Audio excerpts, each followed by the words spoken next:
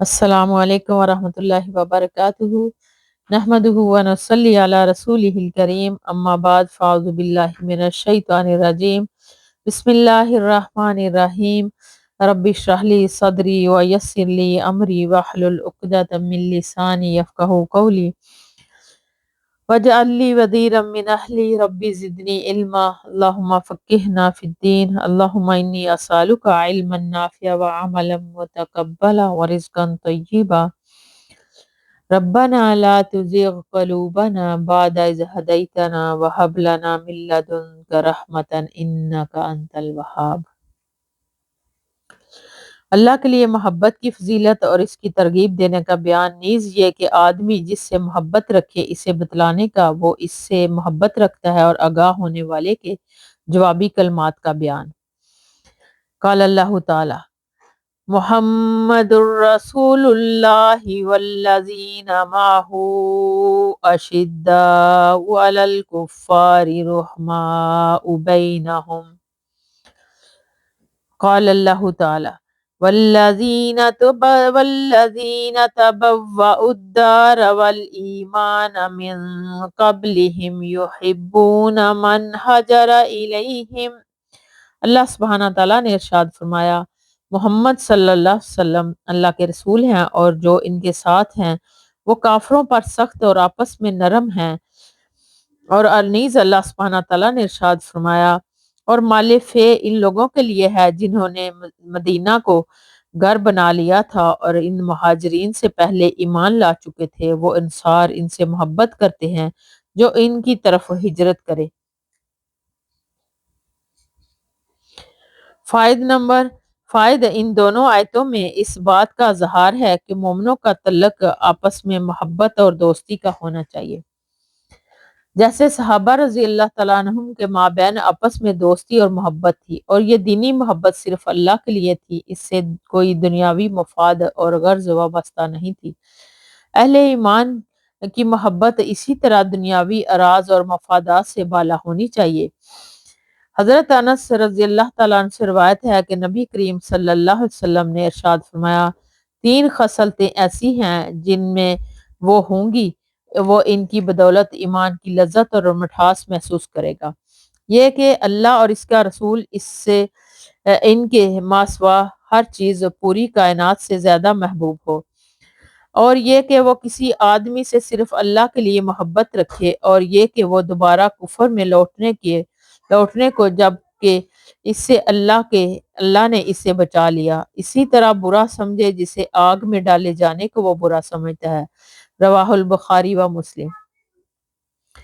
فائدہ نمبر 1، اس میں محض اللہ کے لیے محبت رکھنے کو اور اس کی خصائل حمیدہ میں شمار کیا گیا ہے، جن کی بدولت انسان کو ایمان کی لذت محسوس ہوتی ہے، اور اسی کے علاوہ اس کی علامت یہ ہے کہ اس محبت میں دنیاوی مفادات کی نشیب اور فراز کے ساتھ اتار چڑھاؤ نہیں آتا، بلکہ یہ محبت ہر صورت میں قائم اور محبوب کا اکرام و احترام لازماً برقرار رہتا ہے، چاہے فریق ثانی محبوب کا رویہ پسندیدہ ہو یا ناپسندیدہ۔ نمبر 2، اللہ تعالیٰ اور اس کے رسول صلی اللہ علیہ وسلم کی محبت تو ایمان کی بنیاد ہے، اور کائنات کی ہر اس چیز سے اس محبت کے زیادہ ہونے کا مطلب ہے کہ ان کے احکام و فرامین کی اطاعت اور ان کی رضامندی بیوی بچوں ماں باپ وغیرہ کی خواہشات اور دنیا کے ہر مفاد اور غرض پر بالا ہو، اور جب ان دونوں کا ٹکراؤ ہو تو اللہ کی رضا اور رسول صلی اللہ علیہ وسلم کی پیروی کو اولویت و اہمیت دی جائے۔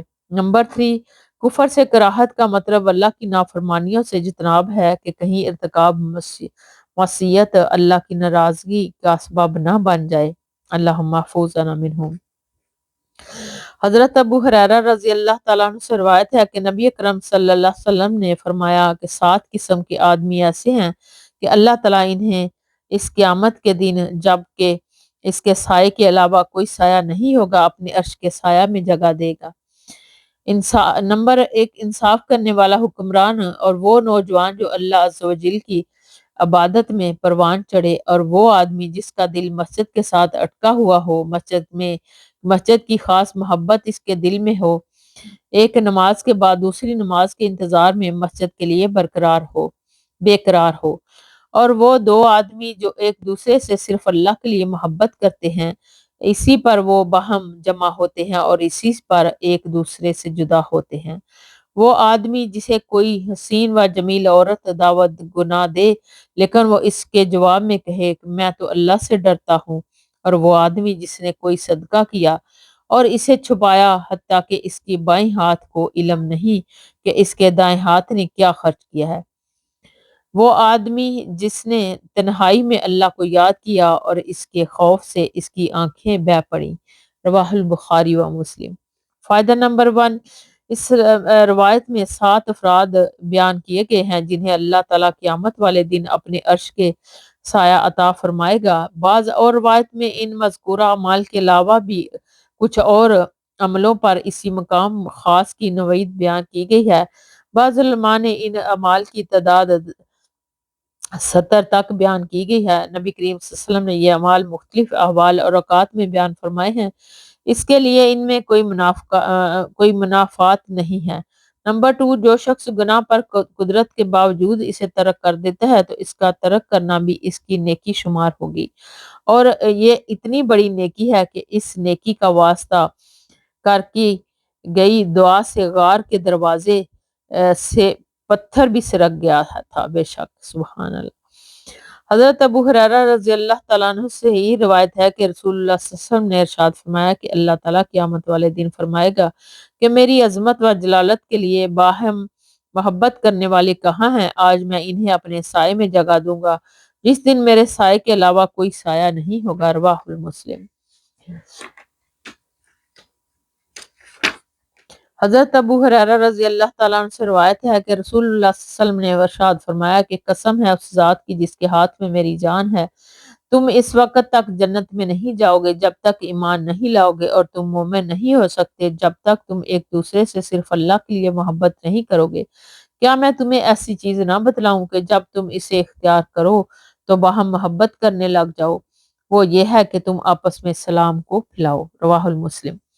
فائدہ نمبر 1، اس میں سلام کو باہمی محبت کا ذریعہ بتلایا گیا، اس لیے تاکید کی گئی کہ تم ہر مسلمان کو سلام کرو چاہے اس سے سائی رکھتے ہو یا نہیں رکھتے۔ اس کا مطلب یہ نہیں کہ سلام کرنے ہی سے تم مومن اور جنت کے مستحق قرار پا جاؤ گے، بلکہ مطلب یہ ہے کہ ایمان اسی وقت مفید ہوگا جب اس کے ساتھ عمل بھی ہوگا۔ نمبر 2، سلام اسلام کا ایک شاعر اور ایمان کا ایک عملی مظاہرہ ہے۔ ایمان اور عمل کا اجتماع ایک مومن کو جنت میں لے جائے گا۔ بے شک، اللہم ربنا جعلنا منہم، آمین یا رب العالمین۔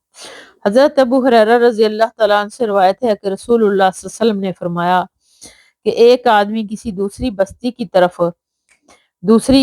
کی طرف اپنے کسی بھائی کی زیارت کے لیے نکلا تو اللہ تعالیٰ نے اس کے راستے میں اس کی حفاظت کے لیے ایک فرشتہ بٹھایا دیا، اور باقی حدیث بیان کی جس میں فرشتے کا یہ قول بھی ہے کہ وہ جانے والے سے کہتا ہے کہ اللہ تعالیٰ بھی تجھ سے محبت کرتا ہے جسے تو اس کی وجہ سے اس سے محبت رکھتا ہے۔ مسلم۔ یہ حدیث باب سابق میں گزر چکی ہے۔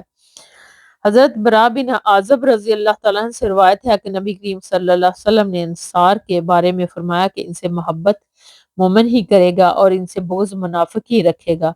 جو ان انصار سے محبت کرے گا اللہ اس سے محبت کرے گا، اور جو ان سے بغض رکھے گا اللہ تعالیٰ بھی اس سے بغض رکھے گا، یعنی ناپسندیدہ کرے گا۔ رواہ البخاری و مسلم۔ نمبر 1، حضرت انصار نے اسلام، مسلمانوں اور نبی کریم صلی اللہ علیہ وسلم کے ساتھ جس طرح وفاداری کا حق ادا کیا وہ اسلامی تاریخ کا روشن ترین باب اور ان کے اخلاص و کردار کا ایک بہترین نمونہ ہے۔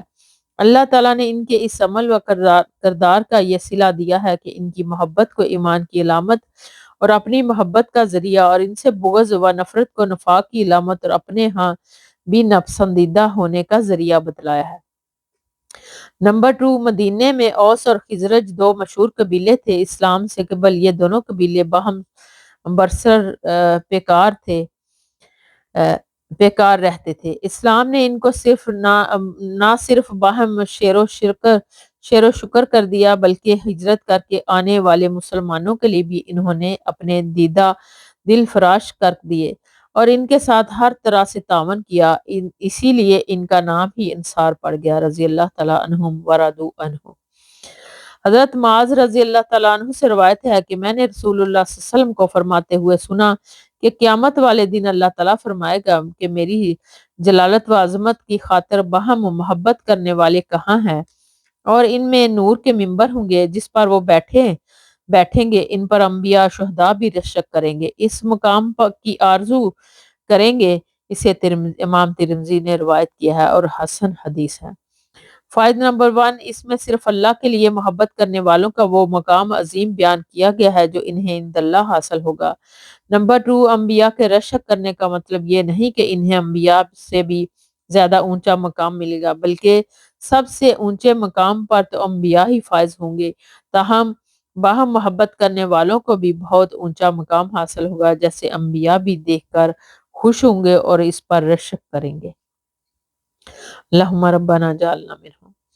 حضرت ابو ادریس خولانی رحم اللہ بیان کرتے ہیں کہ میں دمشق کی مسجد میں گیا تو دیکھا کہ ایک جوان آدمی ہے جس کے اگلے دانت خوب چمکیلے ہیں اور اس کے پاس لوگ بیٹھے ہوئے ہیں۔ جب وہ آپس میں کسی چیز کی بابت اختلاف کرتے ہیں تو اس کے حل کے لیے اس سے سوال کرتے ہیں اور وہ اپنی رائے سے رجوع کر کے اس کی رائے کو قبول کرتے ہیں۔ چنانچہ میں نے اس نوجوان کے متعلق پوچھا یہ کون ہے تو مجھے بتلایا گیا کہ یہ صحابی رسول حضرت معاذ بن جبل رضی اللہ تعالیٰ عنہ ہیں۔ جب اگلا دن ہوا تو میں صبح سویرے ہی مسجد میں آ گیا، لیکن میں نے دیکھا کہ جلدی آنے میں وہ مجھ سے سبقت لے گئے اور میں نے انہیں وہاں نماز پڑھتے ہوئے پایا تو میں ان کا انتظار کرتا رہا یہاں تک کہ وہ اپنی نماز سے فارغ ہو گئے۔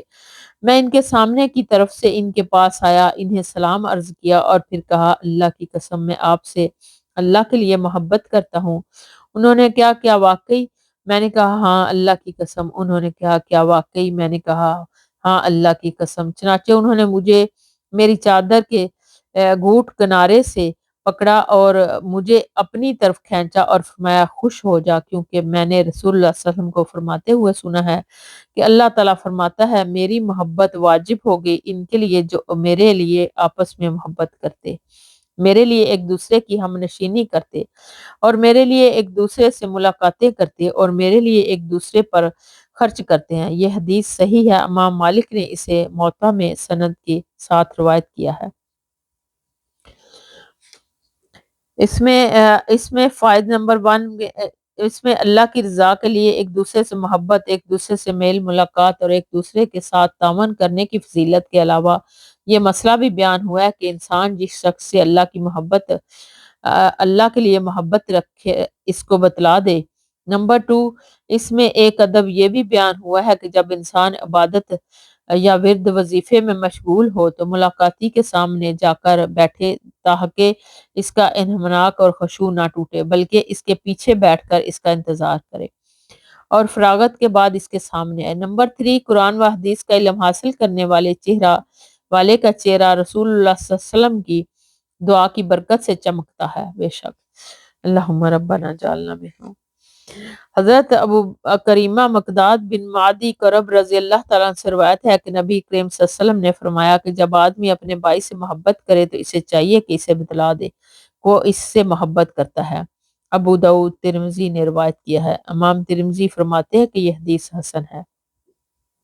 فائدہ اطلاع دینے میں حکمت یہ ہے کہ دوسرا شخص بھی آگاہ ہو جائے کہ یہ محبت دو طرفہ ہو جائے اور دونوں ایک دوسرے سے محبت اور تعاون کریں، کیونکہ انسان جس سے محبت کرتا ہے اس سے کئی طرح کی امیدیں وابستہ ہوتی ہیں، اگر اسے بتا دیا جائے تو وہ بھی اس کی رعایت رکھے گا، بے شک۔ حضرت معاذ رضی اللہ تعالیٰ سے روایت ہے کہ رسول اللہ صلی اللہ علیہ وسلم نے ان کا ہاتھ پکڑا اور فرمایا اے معاذ اللہ کی قسم میں تم سے محبت کرتا ہوں۔ پھر اسے معاذ میں تمہیں وصیت کرتا ہوں کہ ہر نماز کے بعد یہ کلمات کہنا ہرگز نہ چھوڑنا، اللہم اعنی علی ذکرک و شکرک و حسن عبادتک۔ اللہ میری مدد فرما اس بات پر یہ کہ میں تیرا شکر کروں اور تیری اچھی عبادت کروں، اور یہ صحیح حدیث ہے۔ اسے ابو داؤد اور نسائی نے صحیح سند کے ساتھ روایت کیا ہے۔ فائدہ، اس حدیث میں اس حدیث میں اس امر کی ترغیب ہے کہ جس سے محبت ہو اس کی دینی رہنمائی کا اہتمام کیا جائے اور اس کے ہر ممکن اصلاح اور خیر خواہی کی جائے۔ حضرت انس رضی اللہ تعالیٰ عنہ سے روایت ہے کہ ایک آدمی نبی کریم صلی اللہ علیہ وآلہ وسلم کے پاس بیٹھا ہوا تھا کہ ایک اور آدمی وہاں سے گزرا۔ آپ صلی اللہ علیہ وسلم کے پاس بیٹھے ہوئے شخص نے کہا، اے اللہ کے رسول صلی اللہ علیہ وسلم، میں یقیناً اس گزرنے والے شخص سے محبت کرتا ہوں۔ نبی کریم صلی اللہ علیہ وسلم نے اس سے پوچھا، کیا تو نے اس کو بتلایا ہے؟ اس نے کہا، نہیں۔ آپ صلی اللہ علیہ وسلم نے فرمایا کہ اس کو بتلا۔ چنانچہ وہ شخص تیزی سے اس کے پاس گیا اور اس سے کہا کہ میں تجھ سے اللہ کے لیے محبت کرتا ہوں۔ اس نے جواب میں کہا، وہ اللہ تجھ سے محبت کرے جس کے لیے تو نے مجھ سے محبت کی۔ اسے ابو داؤد نے سند کے ساتھ روایت کیا ہے۔ فائدہ: انسان اگر کسی سے محبت کرتا ہے تو اس کا اظہار کسی تیسرے فرد سے بھی کر سکتا ہے، اور یہ بھی مترشح ہوتا ہے کہ کسی شخص سے محبت کے بارے میں کسی صاحب علم و فضل کی رائے بھی لے لینی چاہیے تاکہ وہ صحیح رہنمائی کر سکے۔ وآخر دعوانا ان الحمد للہ رب العالمین۔ سبحانک اللہم و بحمدک، نشہد ان لا الہ الا انت، نستغفرک و نتوب الیک۔ السلام علیکم ورحمۃ اللہ وبرکاتہ۔